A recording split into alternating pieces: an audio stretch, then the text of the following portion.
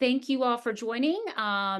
You will be watching the Secret to Student Engagement Strategies for Implementing Social Annotation in Your Courses. I'd love to introduce our panelists today. We'll have a fireside chat with Dr. Bob Dubois. He's a senior lecturer at University of Tennessee at Knoxville. Dr. Bob, it's so nice to have you here today and talk to you about your courses and social annotation. Thank you so much for inviting me, Sonia. I'm excited to be here. That's great.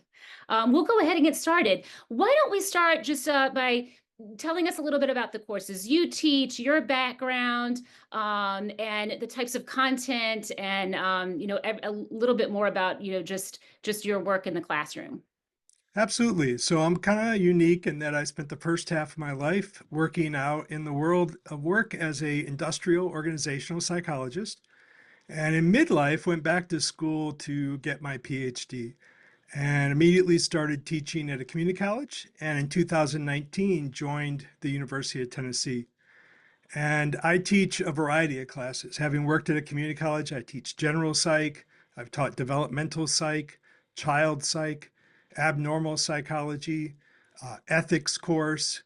I also teach social psychology occasionally. As an industrial psychologist, I teach a course in industrial organizational psychology.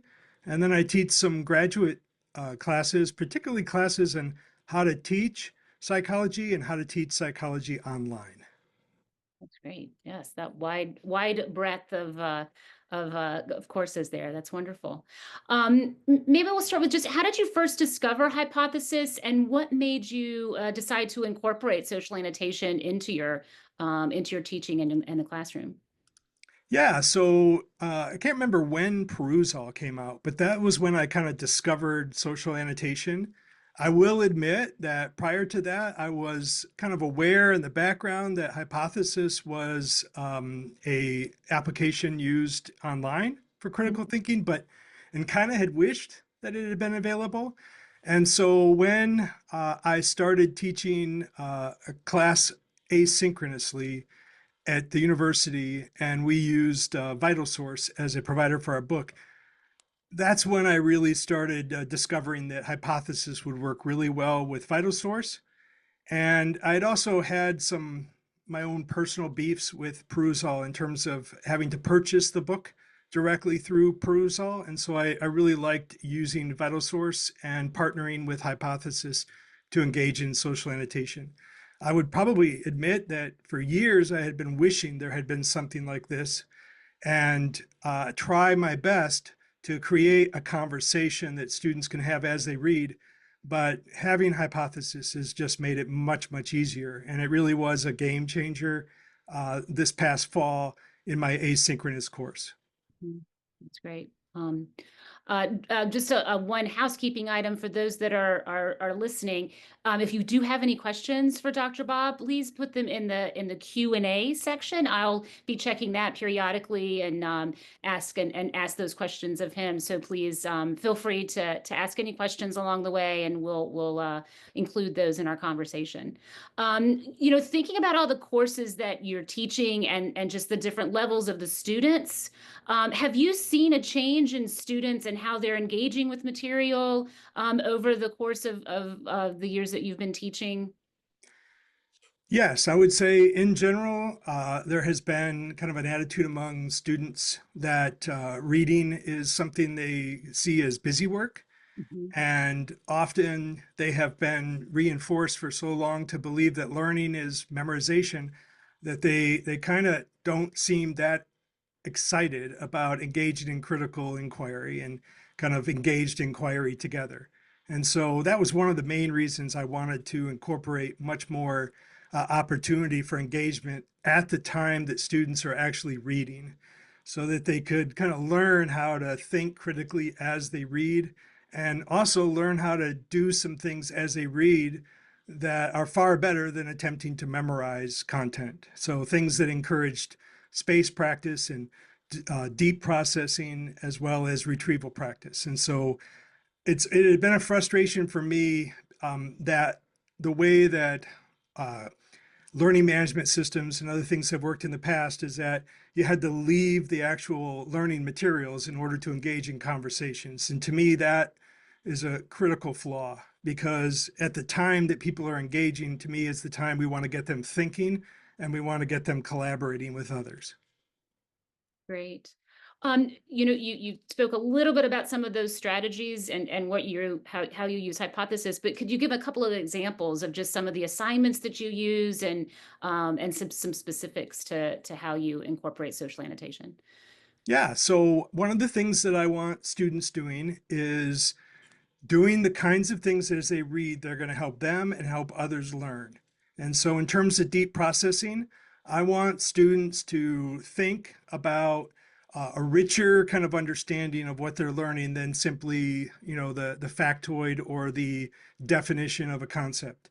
And so, I personally believe that one of the things I can do is anticipate the muddy points, go into the actual learning materials, and at those points, one of the things that I do is if I know it's muddy, then I intentionally add additional learning resources right there as they read so that they can deepen their understanding. So it could be a media piece, it could be a brief way for students to engage in retrieval practice. So I could ask a pretty provocative, difficult question that requires them to think and try to discuss it with others. I could ask them to try to put in their own words what they think they're understanding so that I can kind of check for that, um, and look for accurate kind of metacognition as they're reading.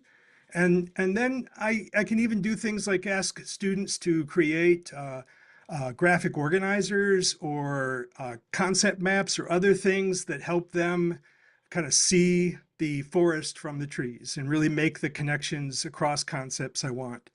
I can even get students to go back and look at annotations they've done in prior chapters and connect what they learned before to what they're learning now too. And so I really like the ability as kind of the architect of the curriculum to go in and make the book to me less of a textbook and more of a learning resource. And so I intentionally do that. In addition, I intentionally try to provoke students to see the connections between what they're learning and their careers. And so a lot of times there are good spots within the learning materials for me to kind of quickly remind students of the value of what they're learning in their future personal life or in their future career. So Mhm. those are some of the things I do. Um, Certainly do a lot of other things. One of the things I really believe in is that the person doing the thinking is the person doing the learning. And so I try to limit the number of things that I kind of place in the annotation to be really select and really critical, kind of muddy points and things like that, or things where I have unique experiences I can share. And then I spend a lot of time trying to help students appreciate how to actually engage in that collaborative annotation. Because Mhm. even things as simple as how to write an open-ended question or the kinds of ways that you can start a conversation. And one of the things that I've noticed is the students over time that do that, it speeds up their growth process at the university. And suddenly you're seeing that transformation in the way they think and the way they interact with others. And it's also, to me, really critical because a lot of our students are alone and experiencing loneliness. And even in a classroom, I'm looking for opportunities to build friendships. And one of the cool things that happened this fall semester with a course where I used hypothesis is very early I could tell that there was something magical happening with these students, but they started telling me about how they were meeting students who were in the online asynchronous course in their on-campus courses and having further conversations, and that they had felt as if they had more engagement in that asynchronous course than they had in their on-campus courses.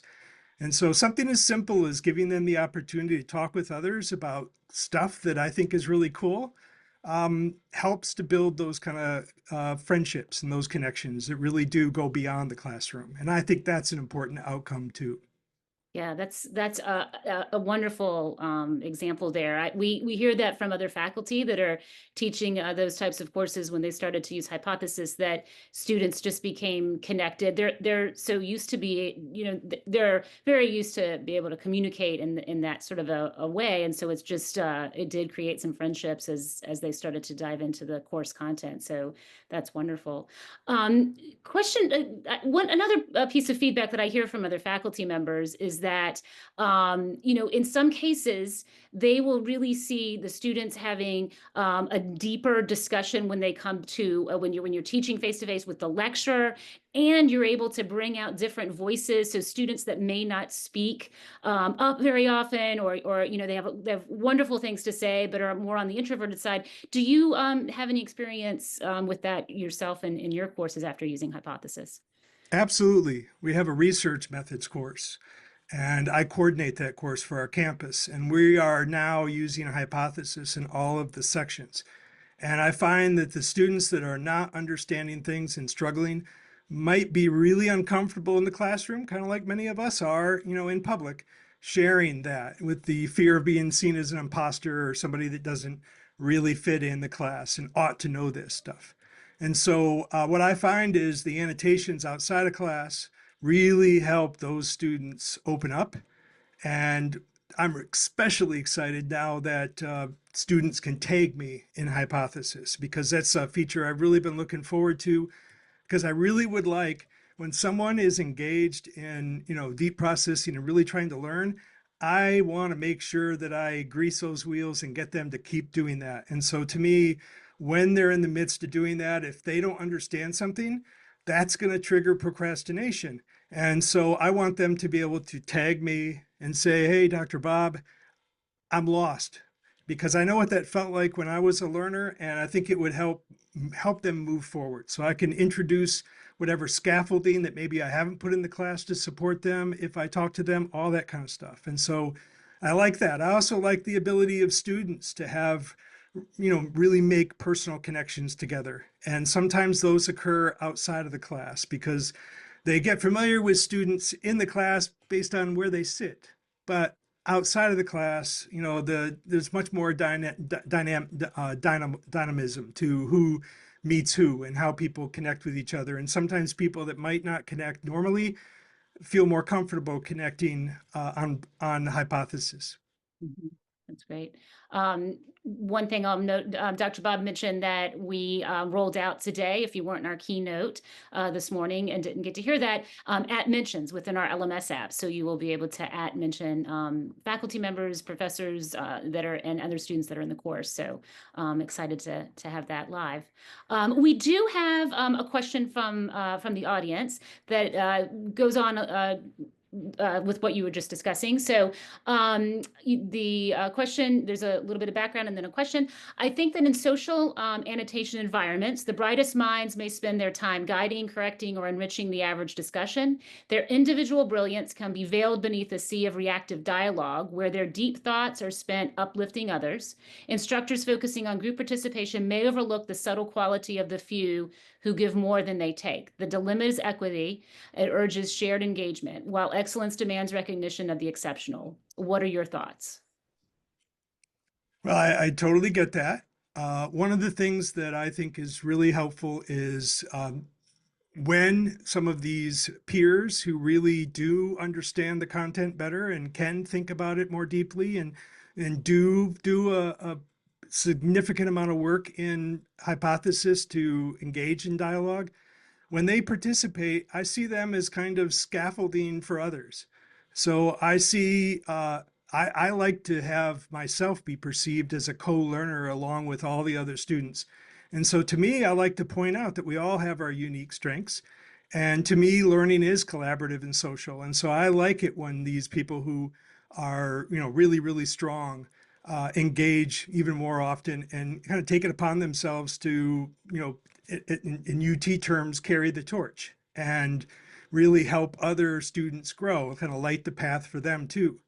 I do provide opportunities for people to be seen as kind of a subject matter expert. And so I have early discussions that try to really help me ferret out who in the room has unique experiences that really could be of benefit, or unique connections that could be a benefit to students in the class. And I will look for ways to recognize that and to kind of honor that. And I consider that to be part of the work of learning. And so if I can encourage others to feel comfortable doing that in areas where they have unique expertise, that can help. And so I try to look for ways to have everyone have a unique expertise, because especially it's a little easier in psychology. All of us hopefully have a love of and an interest and a curiosity about human behavior, and all of us have unique experiences.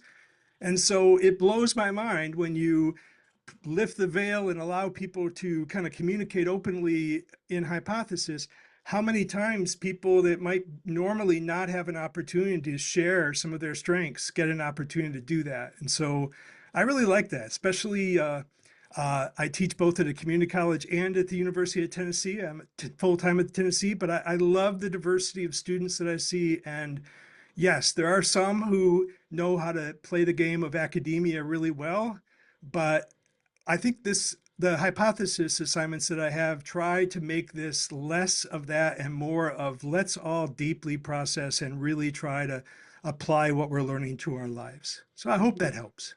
Yeah, that's wonderful. You spoke about, the friendships that have started to grow as they're, collaborating and working together. What other feedback have you heard from students? I have a freshman in college, and I know she doesn't want to buy any tool that she isn't going to be used. So I was just curious, what are you hearing from students as they're using Hypothesis in your course? Well, again, the experience you're going to have using a hypothesis is going to be really, it's going to be really dependent on the work that the faculty member is willing to put in to kind of think like a learner, think about where people might need opportunities for deeper engagement, and to kind of create those. I will admit that I have found some benefit in using AI to help me, especially if I've got people in a variety of careers. But I will look for ways to really try to make sure that I am engaging everyone, and often referring to things that summarizing all that was discussed. That's a thing that AI can do really well, and trying to help people see themes and see the progress that we're all making trying to understand things. So I hope that helps. Yeah, that's wonderful. So that leads me to another sort of section to discuss, which is, we've got folks that are here joining us today that are perhaps using Hypothesis, are thinking about using Hypothesis, may have used it in the past, but maybe getting back into it. What would you say are some pieces of advice, tips, secrets that you would share with an instructor that's interested in implementing social annotation? Well, I would say it's imperative that you consume all the learning resources in your class and do so with the mindset of someone who's really trying to facilitate learning. And I know that some people might say, well, duh, but I do think that sometimes we, over time, get used to using a book and we kind of forget the experience of actually reading that book and even recognizing ourselves, because we really are the experts, where the book is cloudy, where it doesn't really help, or where we are aware of much better, more relevant examples or even metaphors or other things that can help other students really get things. So I find that sometimes there's ancillary material and things like that in textbooks. And so I like to use Hypothesis to really draw students' attention to what I see as the key concepts, and really also try to remind them of the outcomes that are relevant to them for that particular learning material. And so to me, that's really critical.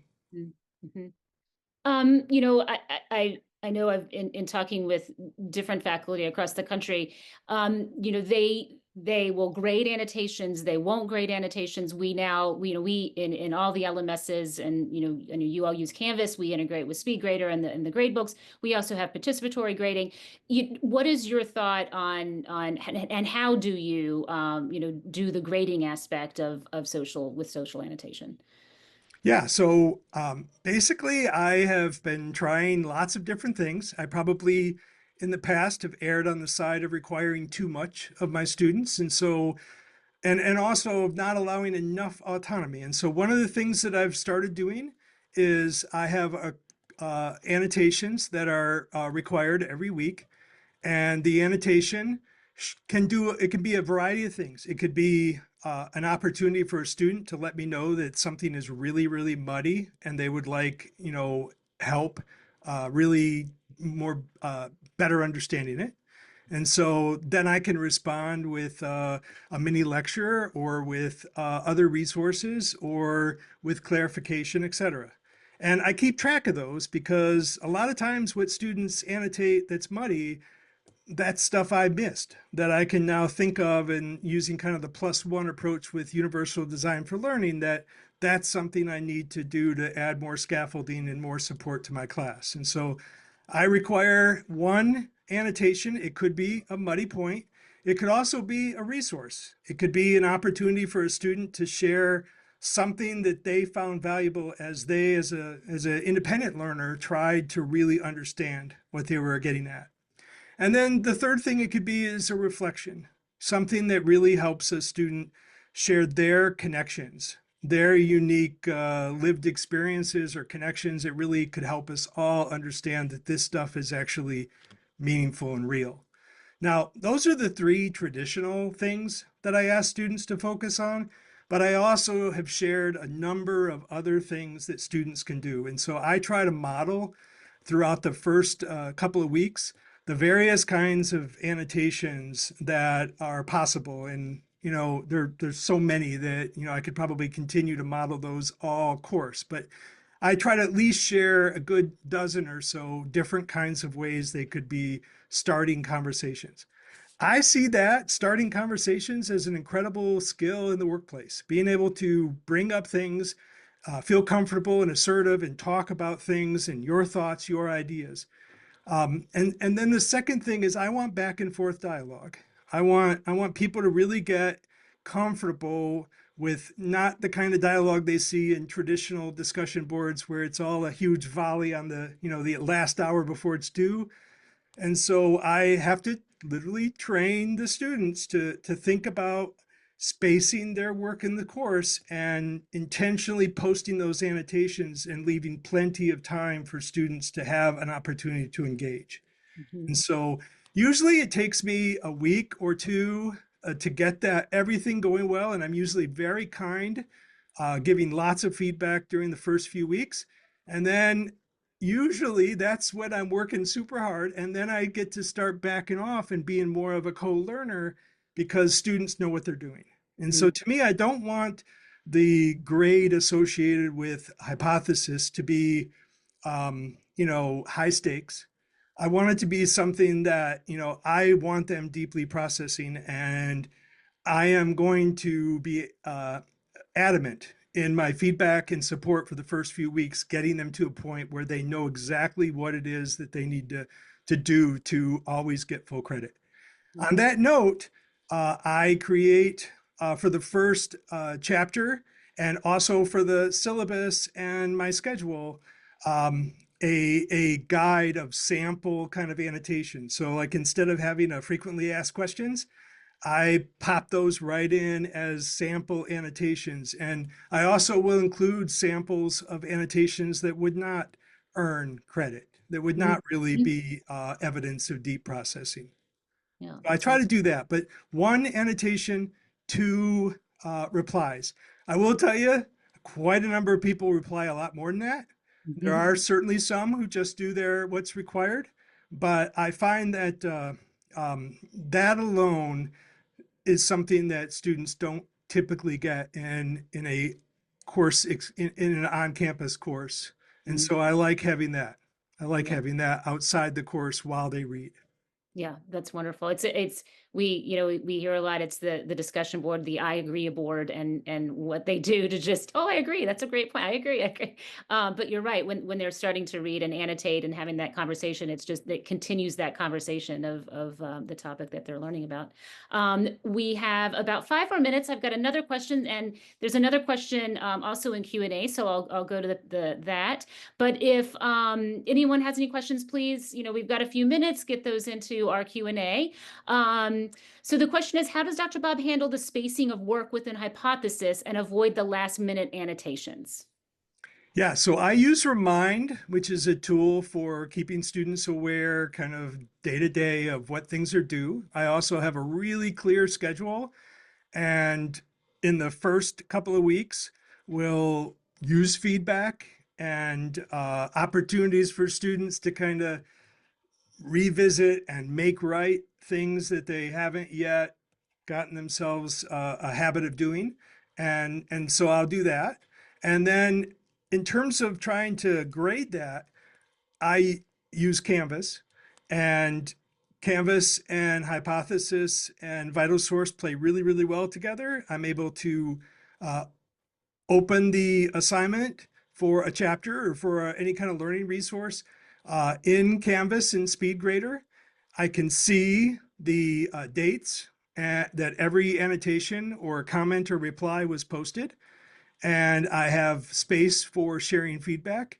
And so, again, I'm especially engaged in providing kind of really thorough feedback the first few weeks and gradually tailoring it down to maybe those couple of students that still haven't committed to make the changes in what they're doing in order to do well in the class.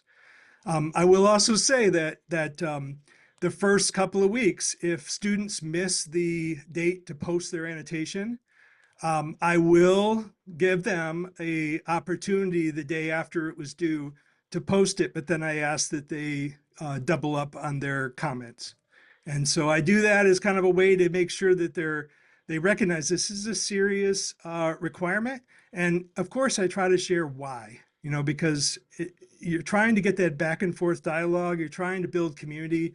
And the way that many students think about any work outside of class is that it's busy work, and so they're going to put it off to the last minute. And it's really ironic because when they actually kind of pause and reflect and engage with others, they realize that that can be super helpful. But it's like their knee-jerk reaction is, oh no, here's something I don't want to have to do. I'm just going to wait till an exam and pull an all-nighter and study, that kind of thing. And like even just getting them to read the book. And that is one thing that I know is happening much, much more regularly and routinely in my courses now is they're reading the book. That's wonderful. That's wonderful. Well, we have a couple minutes left. So one last question, just thinking about that and how the students are now reading is, how do you see the role of social annotation, evolving? Well, I really regret having never really engaged with hypothesis before they got in higher ed because I feel like the world needs it now more than ever. An opportunity for voices to be heard and to encourage a more thoughtful, more critical dialogue. And so to me, this is something that really ought to be part of any course. I think having people as they consume learning materials be able to interact with the learning facilitator, with other learners, is really important. And so I really think there's probably a ton of awesome things that you guys and others are going to do to in this arena. And I think it's going to transform education personally, because I think that's where we're missing out is getting people engaged when you're not lecturing at them, when they're sitting down and trying to read, when they're trying to watch that media piece and really teaching them how to closely do that. Thank you so much. Thank you. Well, thank you all for attending. Dr. Bob, thank you so much for being with us today. I did put in chat a link to our website. So anyone here that isn't using Hypothesis, hasn't used us before, go to our website. You can click on and see, if it's a college or just faculty, and you can send us a message and get started. So we look forward to working with everyone. So thank you again, Dr. Bob. Have a Thank great you. afternoon.